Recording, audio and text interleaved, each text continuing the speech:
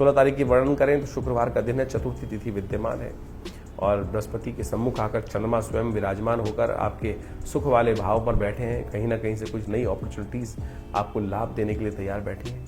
बहुत सारी चीज़ें बनती दिखाई दे रही हैं, सो कोई अच्छा नया ऑफर प्राप्त हो सकता है। गणेश चतुर्थी है इस दिन, हो सके तो भगवान गणेश का सुंदर स्तवन कर लाभ लेने का आपको प्रयास करना चाहिए, तो अच्छा कल्याणकारी योग बनेगा। एक बात और ध्यान रखें, अभी विशेष तौर पर 15 और 16 तारीख को ग्रह नक्षत्रों के दृष्टिकोण से गंडमूल नक्षत्रों का योग बन रहा था। ज्येष्ठ और मूल नाम के नक्षत्र चल रहे थे। ऐसे में ध्यान रखना चाहिए जो जातक जन्म लिया विशेष तौर पर 15-16 तारीख में, तो उनके लिए जीवन में योग बनेगा गंडमूल नक्षत्र का। ज्येष्ठ और मूल नक्षत्र दोनों गंडमूल के अंतर्गत आते हैं। ऐसे में मूल शांति बाल्यकाल में ही करा लेनी चाहिए। बाद में गृह नक्षत्रों के दृष्टिकोण से मूल शांति कराने का प्रयास किया जाता है तो वो कई बार उतना कार्यकर नहीं होती है।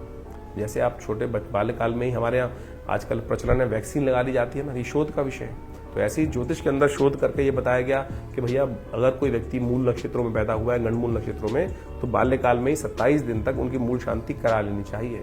फिर हमने देखा है कि बच्चे सफल ही नहीं होते। गंडमूल के अंदर बच्चा अकारण ही मूल शांति हुई नहीं और फिर अकारण कष्ट पाता रहता है।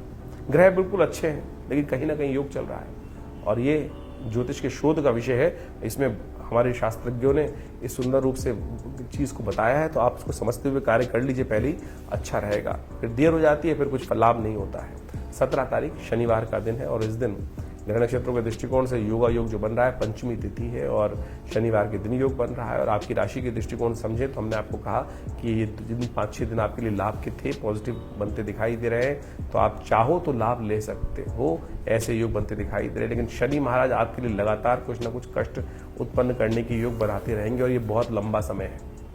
ये अभी तो शुरू हुआ है और 2 साल तक अभी कभी आने वाले पूरे 25, 26, 27 के मध्यकाल तक ये योग बनेगा। तो शनि को ठीक करने का रास्ता अपनाते रहें। अभी हमने कुछ दिन थोड़ी देर पहले आपको एक उपाय बताया था इसी दिनों में कि शनि की प्रसन्न करने के लिए पीपल का पेड़ का पूजन करें। तो कोशिश ये करें इस दिन विशेष तौर पर पीपल के पेड़ के पास जाकर एक तिल का दीपक, थोड़ा सा तिल उनको अर्पित करने का प्रयास करें। हो सके तो विशेष तौर पर ये उपाय करेंगे तो आपके लिए अच्छा रहेगा। शनि स्तोत्र का पाठ करना भी आपके लिए कल्याणकारी रहेगा, क्योंकि कल्याण ढैया चल रही है, वो कहीं ना कहीं कुछ ना कुछ थोड़ा उठापटक करने की योग बनाती रहेगी।